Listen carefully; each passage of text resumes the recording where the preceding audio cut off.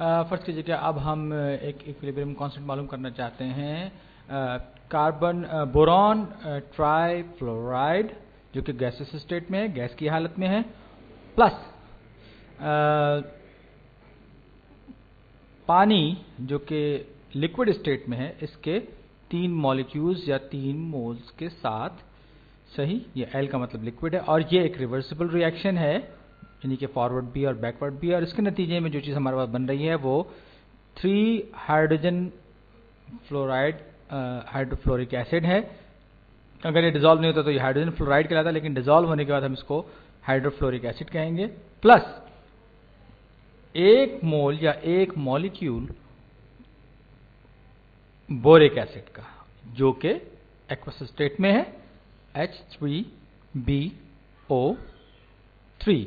ये भी aqueous state में, यानी कि ये पानी के अंदर हलशुदा है या डिजॉल्व फॉर्म में है। तो अब इसका जो इक्विलिब्रियम कांस्टेंट एक्सप्रेशन होगा वो किस तरह का होगा, चलिए मैं इसको लिखने की कोशिश करता हूं। आप सोचेंगे बिल्कुल स्ट्रेट फॉरवर्ड सा होगा, जैसे कि हमने पिछली 2 वीडियोस में देखा था। तो इक्विलिब्रियम कांस्टेंट ये क्योंकि 2 वे है और मैं कन्वेंशन को फॉलो करते हुए राइट हैंड को प्रोडक्ट साइड मान रहा हूं और लेफ्ट हैंड को मैं रिएक्टेंट साइड मान रहा हूं। तो यहां पर ये मैंने लिया हाइड्रोजन हाइड्रोफ्लोरिक एसिड जो कि एक्वस स्टेट में है, इसके 3 मोल्स या 3 मॉलिक्यूल जो कि इसकी पावर बन जाएंगे और मल्टीप्लाइड बाय H3BO3 जो भी एक्वस स्टेट में है, इसका 1 मॉलिक्यूल होगा तो इसका रेज़ टू द पावर 1 ही रहेगा। तो अब यहां पर यह सोचने वाली बात है कि जो हम पहले भी पढ़ चुके हैं कि हाइड्रोफ्लोरिक एसिड जो है वो उसके 3 मॉलिक्यूल्स बनेंगे इस एक रिएक्शन में, या यूं कहें कि अगर मोल बाय मोल हम कंपैरिजन करें तो ये 3 मोल्स इसके इस्तेमाल होंगे। तो ये सारे का सारा कंसंट्रेशन का मामला प्रोबेबिलिटीज़ का है और हम पिछली 2 वीडियोस में प्रोबेबिलिटीज़ को मालूम करने के तरीके भी देख चुके हैं और हमें ये मालूम हो चुका है कि ये इक्वेशन किस तरह से आई है या किस तरह से वजूद में आई होगी। और ये कि 2 वे रिएक्शन है और कन्वेंशन, आप इसको चाहें तो उसको प्रोडक्ट साइड मान सकते हैं, उसको दूसरी साइड को आप रिएक्टेंट साइड मान सकते हैं, लेकिन खैर मैं यहाँ पर उसी कन्वेंशन को लेफ्ट टू राइट को फॉलो कर रहा हूँ।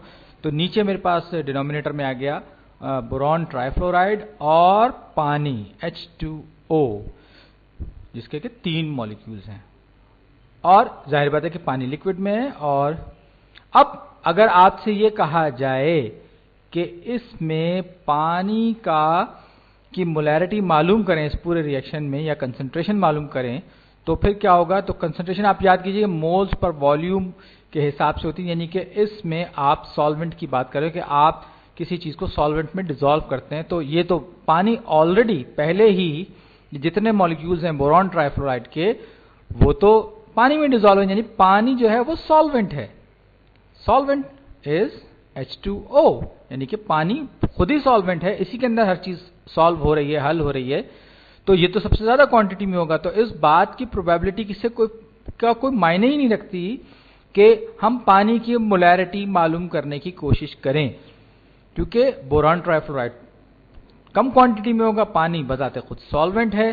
तो इस सूरत में पानी के मिलने की जो मोलैरिटी या चांस होगा वो सबसे ज्यादा होगा। बोरॉन ट्राइफ्लोराइड के जो एटम्स हैं दर हकीकत वो पानी के जो मॉलिक्यूल्स हैं उनमें हर तरफ से घिरे हुए होंगे, चाहे हम कोई सा भी हिस्सा उसका लेंगे, क्योंकि ये सॉल्वेंट है, पानी बजाते खुद सॉल्वेंट है।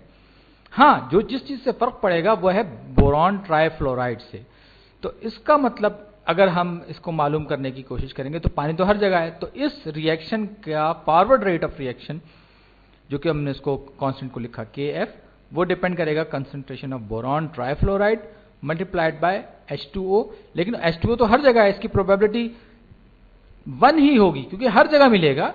लिहाजा मैं इसको काट देता हूं और मैं, अगर आप चाहें तो अपनी आसानी के लिए ये भी समझ सकते हैं कि ये पानी क्योंकि हर जगह है, लिहाजा इसके मिलने की जो प्रोबेबिलिटी है वो तकरीबन 1 के ही बराबर है। तो हम इसे अपनी जो कैलकुलेशन करेंगे हम उसमें बिल्कुल इग्नोर कर देंगे, या यूं कहिए कि हम 1 लेकर, क्योंकि 1 से कोई भी चीज जब हम मल्टीप्लाई करते हैं या डिवाइड करते हैं वो वैसी की वैसी ही रहती है, तो हम इसको 1 मान लेते हैं।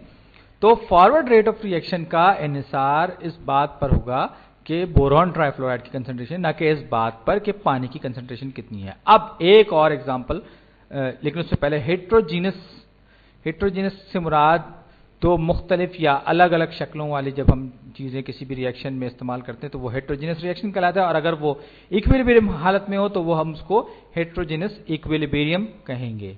सही। तो अब मैं एक और एग्जांपल पर आ रहा हूं जिसमें कि पानी जो कि वेपर फॉर्म में यानी कि गैस फॉर्म में है, H2O गैस, यानी आप यूं कहिए कि पानी जो है वो भाप की शक्ल में, जबकि कार्बन जो है वो सॉलिड फॉर्म में है, और ये भी एक रिवर्सिबल रिएक्शन है जिसके नतीजे में हाइड्रोजन गैस बन रही है और कार्बन मोनोऑक्साइड गैस बन रही है। ये भी एक हेट्रोजीनस इक्विलिब्रियम है, क्योंकि इसमें दो अलग अलग स्टेट्स ऑफ मैटर, मादे की दो अलग अलग हालतें जो है वो आपस में रिएक्ट कर रही हैं और एक प्रोडक्ट हमें दे रही हैं।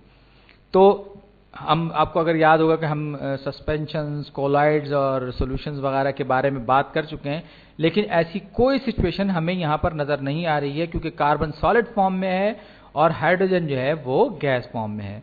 तो अगर हम इस पूरे रिएक्शन के फॉरवर्ड रेट ऑफ रिएक्शन की इक्विलिब्रियम कंडीशन में बात करें तो इसका रेट ऑफ फॉरवर्ड रिएक्शन यानी कि लेफ्ट टू राइट का जो इक्वेशन होगा वो कुछ इस तरह। खैर, समझने के लिए आप ये देखिए कि ये पानी कार्बन का एक बहुत बड़ा ब्लॉक है और ये इसके इर्द गिर्द पानी जो है वो गैस फॉर्म में आ रहा है। तो जब अगर हम इसकी बाउंड्री की बात करें कार्बन के आसपास, तो वहां आपको कार्बन तो मिलेगा ही, असल प्रोबेबिलिटी जो हमारे लिए इंपॉर्टेंट होगी वो पानी की होगी जो कि गैस फॉर्म में है, यानी भाप की मॉलिक्यूल्स मिलने की प्रोबेबिलिटी। तो रेट फॉरवर्ड इसका जो होगा वो होगा KF, कोई सा भी फॉरवर्ड इंटू H2O का अपना मोलर कंसंट्रेशन या इसकी मोल्स और इसकी कंसंट्रेशन, क्योंकि कार्बन तो हर जगह पर है, कार्बन लेने की हमें कोई जरूरत नहीं, लॉजिक बिल्कुल वही की वही है।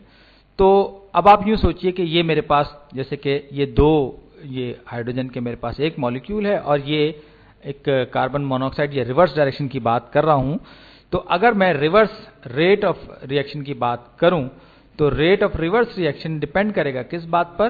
जाहिर बात है कि जो हाइड्रोजन एक गैस फॉर्म में है उस पर भी, और कार्बन मोनोऑक्साइड जो कि गैस फॉर्म में है। लिहाजा इस कंडीशन में अगर मैं रेट ऑफ रिवर्स रिएक्शन की बात करूंगा तो KH2 और कंसंट्रेशन ऑफ H2 और कार्बन मोनोऑक्साइड की कंसंट्रेशन। तो अगर मैं ये कहूं कि ये इक्विलिब्रियम है, हेट्रोजीनस इक्विलिब्रियम है इस इक्वेशन में, तो फिर क्या होगा? Forward rate of reaction backward के बराबर होगा, यानी कि KR H2 और CO। तो अब जो मेरे पास जो K forward divide by K backward, यानी कि मैं जब इसका फाइनल कांस्टेंट ऑफ इक्विलिब्रियम निकालना चाहूंगा तो वो जाहिर बात है, आप पहले भी कई दफा ये मश्क कर चुके हैं। ये मैंने H2 और CO की कंसंट्रेशन को काटा, ये पेस्ट किया और मैं इसको यहां ले आया, और उसके बाद ये वाटर को मैंने काटा और मैं इसे यहां नीचे ले आया, डिवाइडेड बाय डिनोमिनेटर में, वो न्यूमरेटर बन गया और ये डिनोमिनेटर। तो ये KF और KB एक कांस्टेंट ऑफ इक्विलिब्रियम बन गए मेरे पास इस पूरे रिएक्शन में। अब आप एक बार फिर गौर करें कि ये इक्विलिब्रियम स्टेट में है, सब कुछ है, लेकिन जो बात यहां समझने वाली है वो ये है कि जब हम इक्विलिब्रियम, किसी हेट्रोजीनस इक्विलिब्रियम की बात कर रहे होते हैं तो हमें क्या इग्नोर करना चाहिए? हमें इग्नोर करना चाहिए सॉलिड को, जैसे कि सॉल्वेंट को इग्नोर करना चाहिए, जैसे कि पहले केस में बोरान ट्राइफ्लोराइड में पानी था, और दूसरी एग्जाम्पल में जो हमने देखा हमें सॉलिड को भी इग्नोर करना है। सही। ये दो बातें इस पूरी वीडियो में हमारे लिए समझने वाली थी और ये हमारे आगे भी वीडियोस में काम आएंगी जब हम मुख्तलिफ तरह के उस पर काम